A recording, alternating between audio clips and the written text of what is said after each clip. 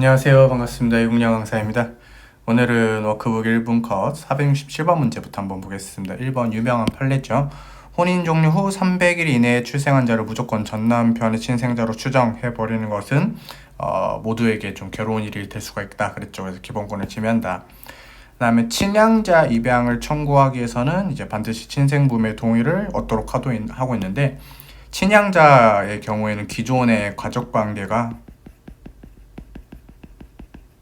끊기는 효과가 있습니다. 그래서 친생부모의 동의를 얻어야 되고, 뭐 조금 스킬 쓰자면 친양자 판례들은 다 헌법에 위배되지 않는다, 맞죠? 이것도 여러분들 우리가 친양자 입양은 그 기존의 가족관계가 끊기기 때문에 그 멀쩡한 부모님들 3년 이상 혼인 중인 부부만이 친양자 입양할 수 있도록 하는 거예요. 이것도 헌법에 위배되지 않는데 위배됐으니까 3번이 틀렸고요.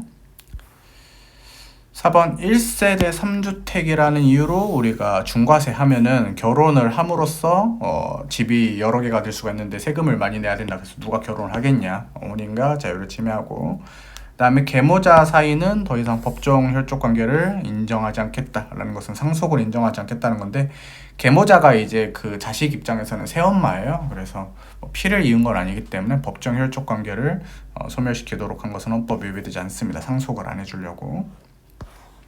468번 문제 보겠습니다. 기억번, 니은번 둘 다 중요하죠. 8촌 이내의 혈족 사이에서 혼인할 수 없도록 하는 것 자체는 합헌이에요.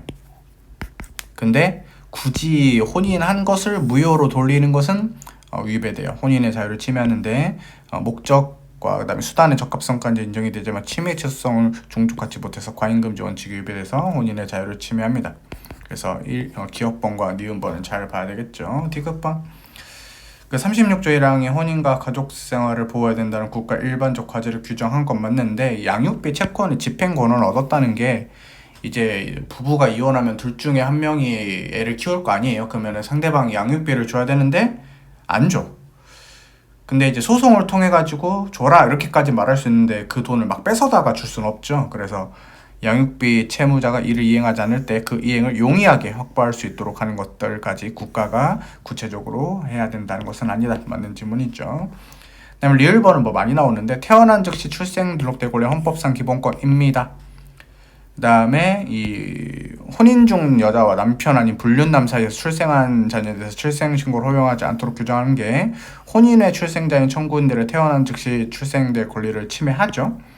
그래서 일단 여기도 틀렸고 여기도 틀렸는데, 여기서 이제 우리 경찰 시험에서도 나왔지만 이 혼인의 출생자들의 기본권을 침해하는 것이지 그 친부, 생부라고 하죠. 생부의 평등권을 침해하는 것은 아니다. 생부가 뭐 낄 때는 아니다 이렇게 되는 거죠. 그 다음에 우리 입양신고 시 신고사건 본인이 너무 어릴 수도 있어요. 그래서 출석을 안 할 때는 우리가 신분증명서를 제시해야 되고 있죠. 헌법에 위배되지 않는다 맞고요. 그 다음에 헌법은 국가사회 최고 규범이기 때문에 가족제도가 비록 역사적 사회적 산물이라는 특성을 지니고 있다 하더라도 헌법의 우위로부터 벗어날 수 없으며, 가족법이 헌법 이념의 현실의 장애를 초래하고 규범과 현실과의 괴리를 고착하는 데 일조하고 있다면 그러한 가족법은 수행돼야 된다. 그래서 이런 것들이 이런 논리로서 이제 논리고, 이런 것들로 위헌이 된 게 호주제, 이런 것들이 위헌이죠.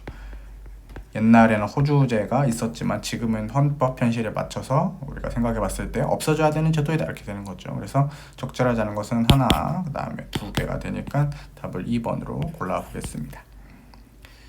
네, 그 다음에 469번 혼인과 가족생활은 기본권의 성격도 있고요. 그 다음에 제도적 보장의 성격도 있습니다. 객관적 성격과 두 가지 성격이 있고, 그 다음에 36조 1항에 따라서 적극적으로는 적절한 조치를 해야 되고, 그 다음에 소극적으로는 함부로 차별하면 안 된다. 뭐 전체적으로 읽을 수 있죠.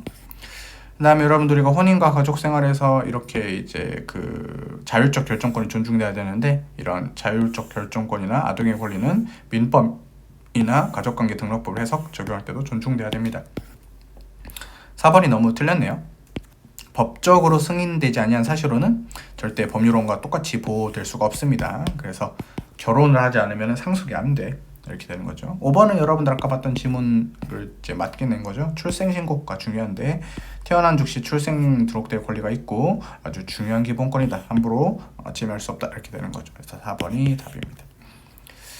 그다음에 여러분들 우리가 그 수영자의 배우자에 대해서 이제 인터넷 회상 접견과 스마트 접견할 수 있다. 근데 이게 코로나 시기였기 때문에 모든 사람들의 면회를 다 받아줄 수 없으니까 미결 수영자 배우자들은 접견을 시켜주고, 그다음에 수영자분들은 접견을 이제 불가능하고 이제 화상 이런 채팅 이런 거를 통하게 했죠. 그래서 이거는 입법자가 막 그렇게 대단하게 평등권을 침해한 건 아니기 때문에 엄격한 비례 심사가 아니라 자의금지 원칙 심사로 한다. 그래서 틀렸다. 합헌이기도 하고요.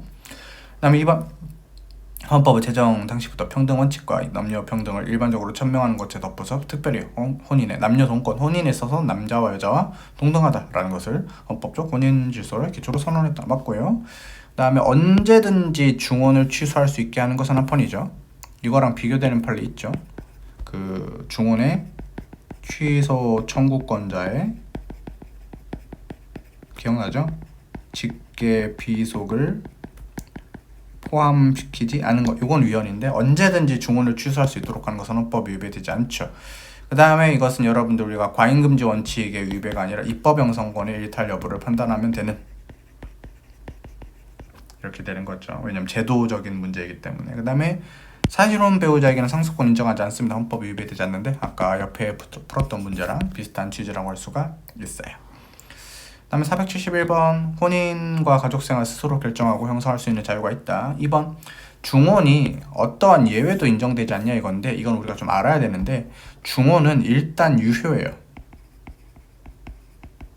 그러니까 자기들끼리 좋다 하면은 쭉 갈 수 있어. 그래서 취소 사유이긴 합니다.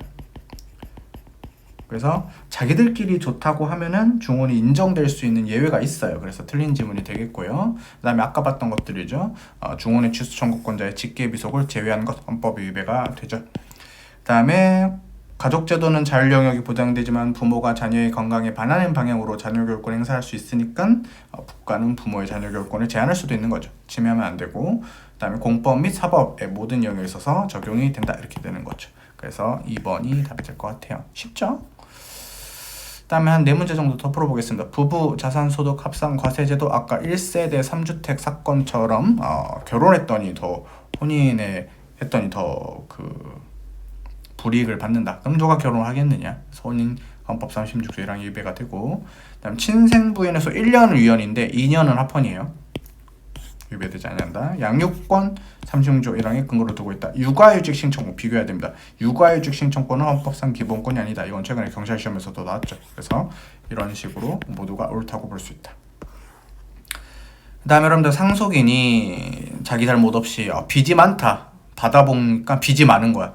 이런 게 이제 아빠나 아들과의 관계에서, 엄마나 아들과의 관계에서 이루어지기는 어렵고 좀 먼 친척, 사촌 이런 정도에서 일어나는데 3개월 동안 뭐 조치를 취하지 않으면 단순 승인을 한 것으로 봐가지고 그 빚을 다 승계하게 합니다. 이것은 너무 지나치다 이렇게 되는 거죠. 그 다음에 여러분들 우리가 2번은 삭제를 하는 게 좋을 것 같아요. 왜냐면 이제 최근에 최신 판례로 변경된 부분이 있기 때문에 요거는 여러분들 최신 판례 시간에 이제 이거 신경 안 쓰고 여러분들한테 따로 공부를 시켜 드릴 수 있도록 하겠습니다. 최신 판례를 그때 참조하시면 돼요. 교재에서는 지워버리세요. 그 다음에 상속회복 청구권 단기의 제척기간인데 공동 상속인도 포함이 됩니다. 그래서 형제 자매끼리도 과도하게 상속분을 가져가면은 그를 상대로 상속회복 청구권을 행사할 수 있는 거예요. 그래서 재산권 침해하는 게 맞고요.